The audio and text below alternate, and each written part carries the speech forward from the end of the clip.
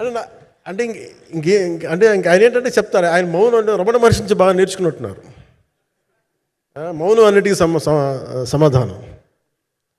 So నాకు మనస్ఫూర్తిగా ఈ స్టార్ కాస్టింగ్ ఒకటి అంటే నా చిత్ర పరిశ్రమ మీద ఎందుకు ఇంత గౌరవం అంటే మనందరం కులాల మీద, మతాల మీద, ప్రాంతాల మీద, భాషల మీద కొట్టుకుంటూ ఉంటాం.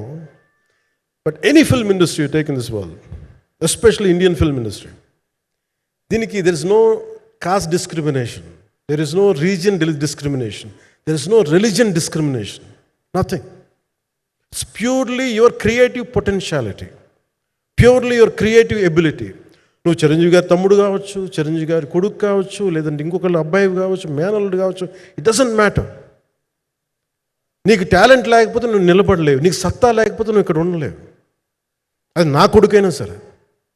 పెన్స్ నీకు ఎంత టెనాసిటీ ఉంది, ఎంత పర్సీవరెన్స్ ఉంది, ఎంత నిలబెట్టుకోగలవు, ఎంత నిలదొక్కుకోగలవు, ప్రతికూలతలు ఎంత బలంగా నిలబడగలవు.